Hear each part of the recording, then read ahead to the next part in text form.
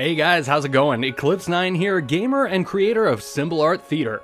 I've been playing around a lot with the Symbol Art system in PSO2, and in addition to having a lot of fun making art, memes, and putting together high-speed videos, I've been working on a series of tutorial videos to help you get the most out of this robust and really fun system. In this first video, I've just got a couple general tips, hotkey shortcuts for controller players, and we're going to start out with how to smuggle symbol art from one ship to another. First thing we're going to need to do is pick a ship to start on. I've got an extra character on ship 1, so I'm going to start there. Moving symbol art between ships is basically the opposite of the process for saving any symbol arts you see. When we steal symbol arts, we're moving the art from the history list to your save list. When we're smuggling, the art has to move from the save list to the history list, and then back to the save list on your new ship. Alright, if we're going to be moving art from one ship to another, the first thing we're going to need is some art to move. Let's open up the symbol art editor and slap something together real quick. I put about 5 minutes into this and we're going to watch it play out in fast motion. Just throw a piece down, add some color, doesn't really matter what you do here. We're going to throw a background on, give them some text. There we go, we've created a little cartoon armadillo character, and that should be good enough for our needs. Now that we've got our graphic, we've got to get it into the history tab if we're going to smuggle it over to a different ship. There's a couple different ways of doing this, like giving it to a friend to hold and share back to you, putting it up on your alliance screen, or as is the case in this video, we're going to use the symbol art projector in our personal quarters. If you don't have access to the personal quarters, you're going to have to use one of the other methods I mentioned, but the steps will be pretty much the same as what I'm about to show you. Now that we're here in my quarters, we'll grab that symbol art projector and slap it down, but I'm not going to assign any art to it just yet. First, we're going to go back to our Dillo art and make sure it's got a unique name. When I made it in the first place, I forgot to give it a name, so right now it's called Untitled, which gives us a really high chance of having a name overlap with something that we've already got saved. A repeat name in your saved symbol art list will prevent new art with that same name from showing up in the history list.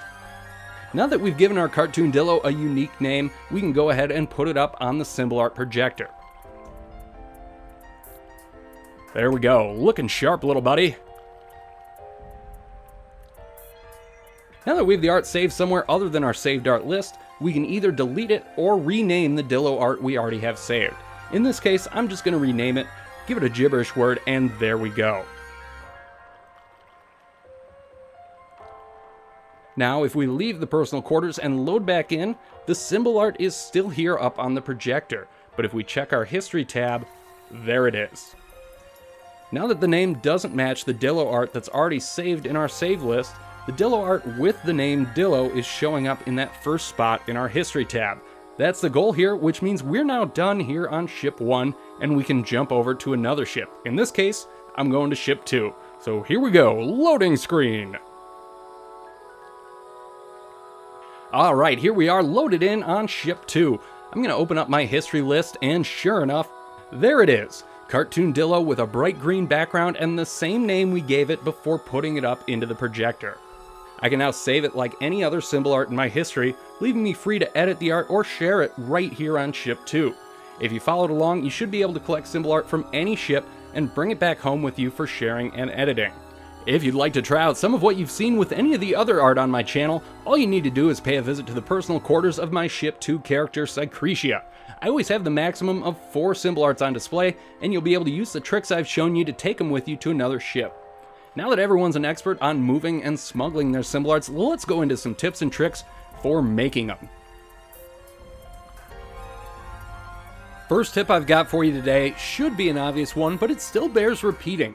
Save often. Seriously, like a lot. Especially playing on a controller. If you're working fast and you hit the B button one too many times, it's really easy to accidentally hit yes when you're asked if you would like to leave without saving. I've lost some big chunks of progress to this, and you probably will too. But the more often you save, the less painful the loss is going to be. So save, save, save. Hit that save button as often as you can without totally destroying your workflow. When I'm starting a new symbol art, the first thing I like to do is lay some guides down.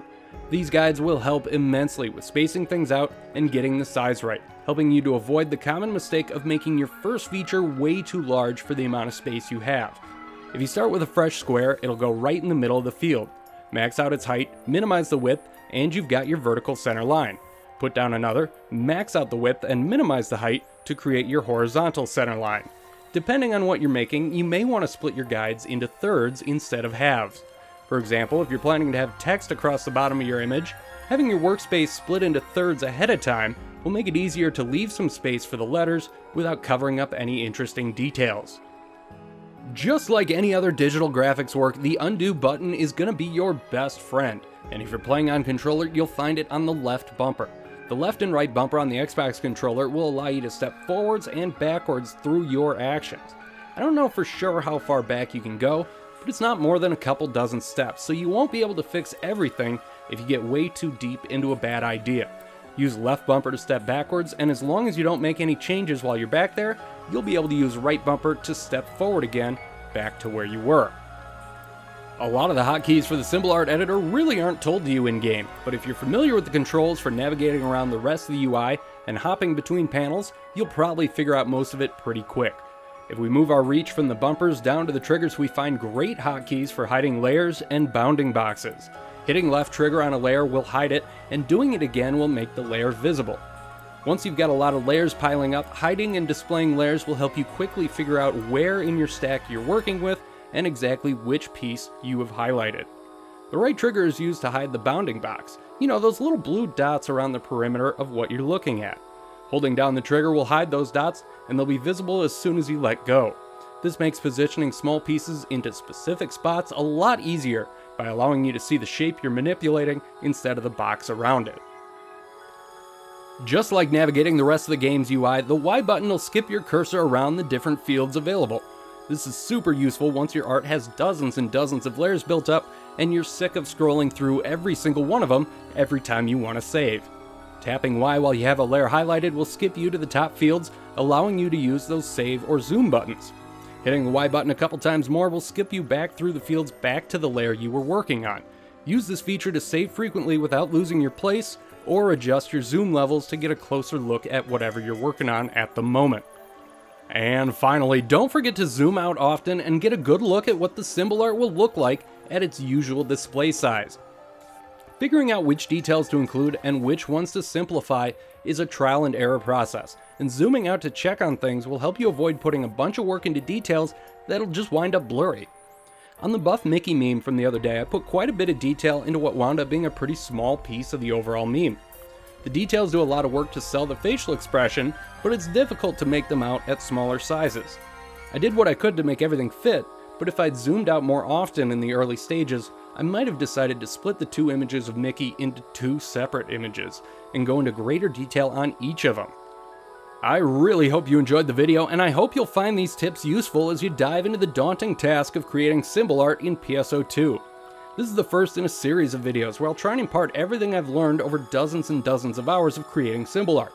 In the next video, I'm planning to go into greater detail about the process I use, especially when I'm getting started, going step by step through the planning, breaking the image down into simple shapes, and building up more and more detail layer after layer.